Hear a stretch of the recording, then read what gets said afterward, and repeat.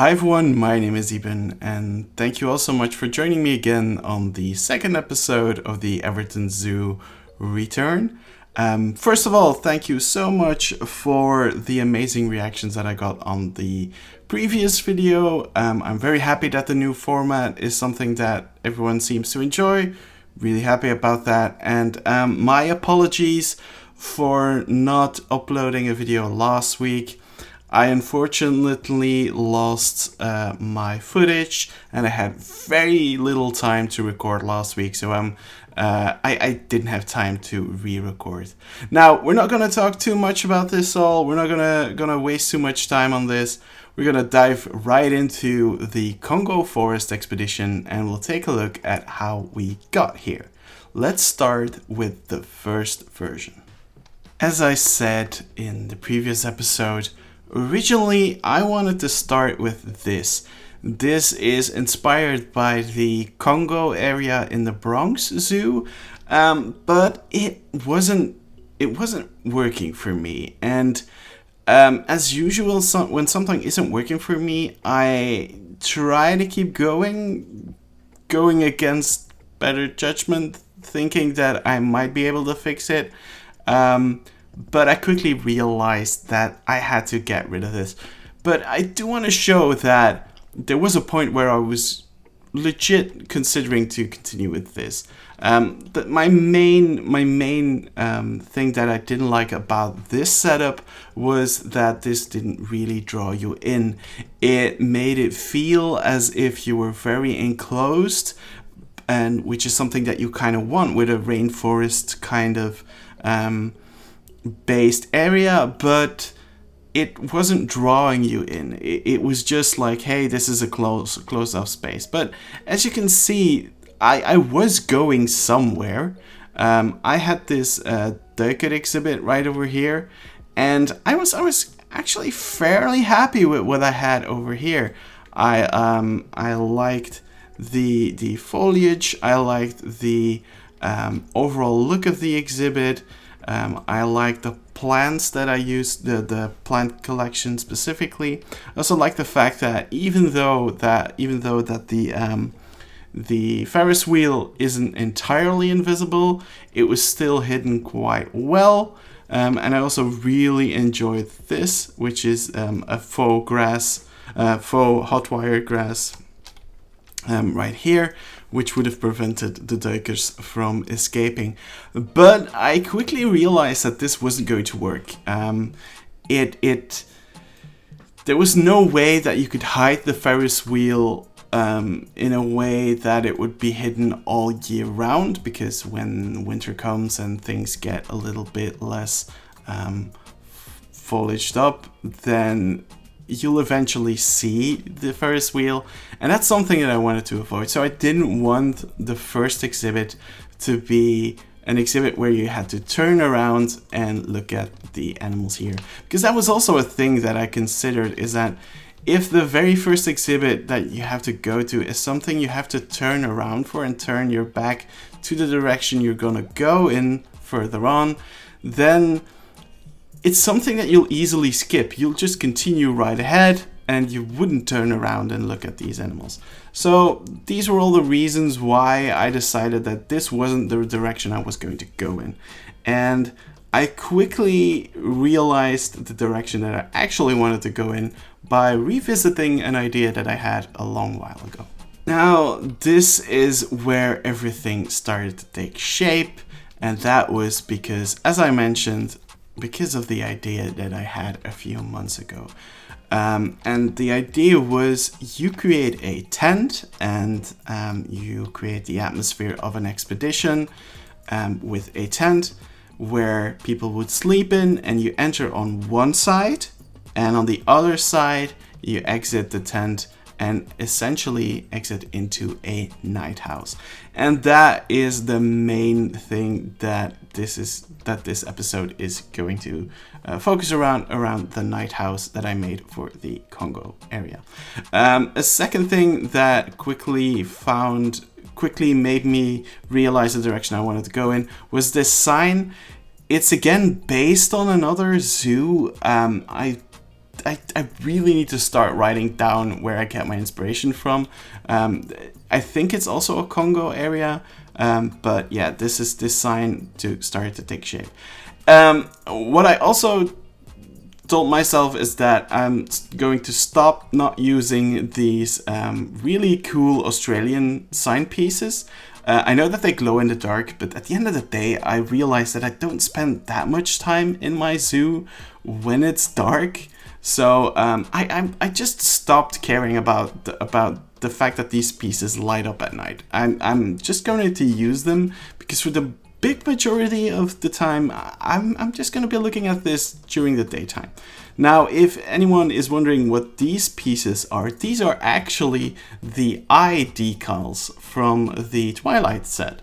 I think those are the ones that you can easily miss out on, but they can create interesting shapes. Yeah, this area is now much more inviting, and it really draws you into the Congo area. But one of the things that you'll see change in the future is the fact that this area will become a secondary exit area. So one of the things that I really want to do with every area is basically make some sort of exit after the very first exhibit you went to, as a way to get out if you are in the wrong area, if you thought like, oh no, this is not the area I want to be in. But also, in this case, we will have free flying bats in the Nocturnal house, and I wanted to provide a way for people who don't want to do that to go through here. So this area is going to change. You'll see the starts of that in the next clip. So this was a tent, and I'm very happy with how it looks right now. The Zookeeper animal pack was a godsend in that regard, because this was an idea that I had for like the longest time, and I wasn't able to do it. Couldn't get it to work. The European pieces really didn't do the thing that I wanted to. And I had even passed on the idea to just Goron. I basically said, hey, this is how I envision it. I don't think I'm going to use it. You can use it. But at the end of the day, I just decided to go back to it. So yeah, this was the start of the Nocturnal house, and we're going to take a look at the first step I took to actually make this a functional Nocturnal house. Oh boy, do I have an update. This was the first thing that I built when I started working on this Nocturnal house. So as you can see, we have free flying bats over here. And I wanted, one of the first things that I wanted was to make the path more winding, just like it is outside. Because I don't like the fact that the exhibit is like a one straight line. I'm still not happy with the fact that it's so large and so big and that you can barely really use it. But I'm quite satisfied with where things were going. I wanted this Nocturnal house to be a combination of several animals, and I wanted to feel like you were walking outside in the night in the forest in Congo. One of the things that was very important to me was using foliage pieces that I wasn't going to use outside, because due to the lack of sunlight, most of these plants wouldn't survive. So I had to make sure that there was a clear distinction between the plants that I was going to be using inside of Nocturnal houses versus the plants that I was going to use outside. I was hoping that the Aardvark was going to use this little sleeping area, but unfortunately he didn't. But yeah, I'm very happy with how this looks. As I said, I'm using the plant pieces that are different from the ones on the outside. The ferns, however, is something that I'm using both on the inside and on the outside. My assumption is just that they probably just used ferns that look very, very realistic. One thing that I also really liked, and this is a trick that I've started using after seeing just Goron build, is using these tropical bark pieces to build fake trees. They are absolutely amazing, and it made it so much easier to make this kind of fake tree that would then be used to hide the bat box. Oh, and this is a really, really cool view. One of the things that I then wanted to do was reuse that piece throughout the build, so that it didn't feel like one thing that stood out from the rest of the build, but felt like something cohesive. So yeah, this was the first step that I took, and this was one of the first building sessions for this nocturnal house, and I'm really happy how it turned out. Now this side was pretty much done. I could move on and look at what I wanted on this side of the nocturnal house, and we'll see that in the next clip. Oh boy, another very big update. I just got in a groove, and this is the second section, and I'm so incredibly happy right now because the Western barn owl is sitting right there in the perch, which is just amazing and really shows what I wanted to do with this area. I wanted this to feel like you were looking inside of the trees, looking to the treetops, and basically saw an owl there. Of course, I had to close this off from the other sections of the exhibit because I didn't want the owls to interact with the bats. So this entire area up here is all for the barn owl, and I'm so incredibly happy with what that looks like. I'm still also incredibly happy with this. It's just I just like it so much. It's such a nice little nook, and when the Aardvark comes here, it's absolutely brilliant to see. But yeah, this came together in like a few building sessions. I didn't save that much, so the changes are very minimal between the save files. So like I'm just gonna show everything right away. One of the things that I also wanted to include was another exhibit, and this is the giant snails, which is also really cool to see, and just hides the other exhibits, the other habitat right there, so that you don't see what's next right away. Though there's still this little waterfall that draws you in, which I really enjoy because I always think that there should be something drawing you in to the next area, and it's always better if it doesn't spoil what the next area is going to be. So continuing on, this is the Porcupine exhibit, and as if you've seen the Saint Reginald Zoo episode on the, I think, Arid animal pack, yeah, that's a pack where these guys came in. If you've seen that one, you know that porcupines can be kept basically without fences as long as the area they are on is raised, I think, 50 centimeters above ground. So if there's a 50 centimeter drop, then porcupines won't jump off, and this is what you get. This gives you a completely new view of these animals without a barrier, without something blocking you. And in the book that describes this, I think it's 12 rules of zoo design, I think is what the book is called. They say that you don't even need hot wire or anything. They basically suggest, like, if you use hot wire, it's only for guests, to prevent guests from touching the porcupines because they won't jump off on their own. But I didn't want to do that. I just wanted someone over here that would basically tell people not to not to touch the porcupines, and give some info on the porcupines themselves. This nocturnal house, I'm extremely happy with the way it looks. It's not entirely finished, and I haven't finished it until this day, but I'm so happy with what it looks like. This probably also won't be the only nocturnal house in this zoo. You might have noticed it from my enthusiasm. I'm a huge nocturnal house fan. I think it's one of the coolest things that the zoo can do, and it's a shame that it's always like limited to one single nocturnal house and that not multiple sections within the zoo have nocturnal houses. I know that they are expensive and it's difficult, but I just wish that more zoos had multiple nocturnal houses in their zoo.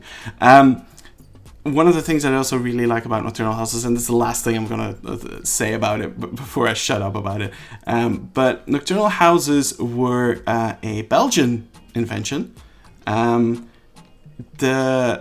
director of the Zoo of Antwerp at that time, Agatha Gijzen, she was very, very revolutionary in the way she managed the Zoo of Antwerp, which is one of the oldest zoos in the world. Many of the things that she started doing are still being done today, which is absolutely incredible. She put in she made it a lot more scientific and brought in a bigger scientific approach to everything. But she had the idea of a nocturnal house and displaying nocturnal animals in a way that they would be active rather than sleeping all the time. Now, the Zoo of Antwerp at that time did not have the budget to build the nocturnal house, and I believe the Zoo of Berlin was the first zoo ever to have a nocturnal house. But technically, it is a Belgian invention, and that's one of the things that I really, really enjoy. So yeah, this is what I have so far. I'm really happy with what it looks like. And in the next section, we're going to take a look at the entrance area, so the tent, which I've decorated a little bit more. And we're also going to take a look at like the secondary exit that I've provided. Let's take a look. So, as mentioned, I created a secondary exit pointed out by the stay out sign so that people wouldn't go in right away. Of course, credit to Just Go On for this incredible skull sign. It's beautiful, so why not reuse it?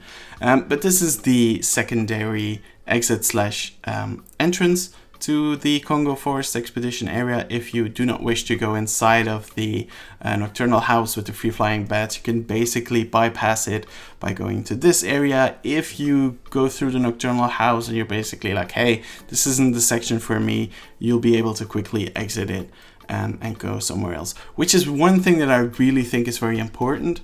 Once you commit to the area, I don't think you should have that every zoo should have like every next area, sub-area within an area should have like a shortcut to the exit of the overcompassing area. But I do think that once you enter an area, you should be able to exit it quite quickly if you made a mistake or if you have to go somewhere else. I'm going to show you the inside of this tent real quick because I am very happy with the results. I made these little, I think it's called field beds. They are made using the wallpaper pieces and a bunch of cable pieces, which I just really, really like. And that really completed the look for me. The idea that you would walk in, you would sleep here, and then you would wake up at night and you would go outside. And then we have all kinds of gear over here that would make it, would be brought on an expedition, as obviously a coffee maker. I just added that because it's a cool reference to coffee, which my partner really enjoys.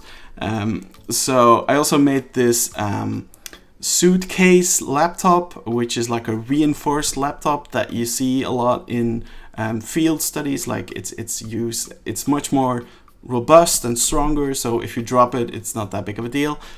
So I made this laptop, and I'd assumed that there would be a video message playing here talking about going out into the wild, into the forests of Congo. I also made this little, I think it's Bunsen burner, with a small pan where they would be cooking some food. Which is again something that was really nice to have, and it kind of completes this entire section. Now, finally, this is the first rough draft of this. I still need to finish this a bit, but this is the signage that I wanted to use for the nocturnal house, because that's one of the biggest difficulties inside a nocturnal house, how do you add signage that people can read without it distracting from the fact that you're in like a semi-natural landscape.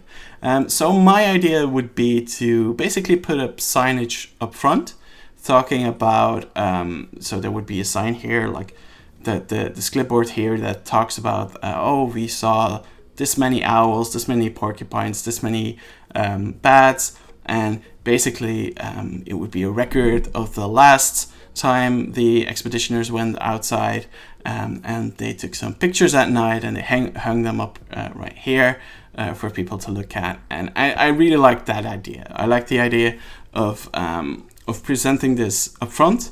Once you are inside of the nocturnal house, signage is very limited, and most of the educational value comes from the educators that walk inside of the nocturnal house and explain to you how what the animals are, what you're doing, what everything is about.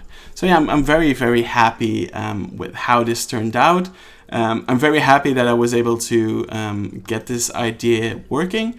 I've had this idea for a long, long while, and I'm really happy with the result.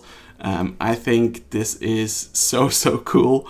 And I'm going to show you a sneak peek of what's might be the next episode. I'm not entirely sure. Depends on how much time I have to work on whatever I'm working on right now.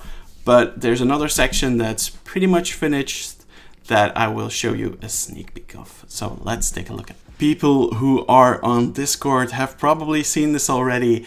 Journey to the Billabong. This is going to be a rather compact Australian section, starting all the way from the coasts of Tasmania, and then going to Australia and visiting all kinds of places in Australia, visiting specific animals, and yeah, at the end of the journey, go to a billabong. I really like this sign. I really like how it looks, and probably in the next episode, we're going to take a look at this area. Now, I also want to talk a bit about what the future of Everton Zoo is going to be. I think for now, I at least want to have like 10 episodes and minimum and a maximum of 15 episodes on this series, where we just do like phase 1 of the Everton Zoo. And then I think I want to switch it up and do another project, do a few episodes of that, going back, so that I have a little bit of back and forth, that I can change between projects, and that I don't get tired of building in the same zoo over and over again. So yeah, this has been it. Thank you so much for watching. I hope you really enjoyed it. I hope you liked the nocturnal house as much as I did, because I'm really, really happy with it. Thank you so much for watching. I'm not gonna say like, hey, subscribe because it helps the channel. No, I'm just gonna say, if you like this, leave a like, leave a comment, subscribe if you want to. It doesn't help the channel, it just gives me a little ego boost, and sometimes I need that. So yeah, thank you so much, and I hope you are ready to see what the next episode will bring. Bye.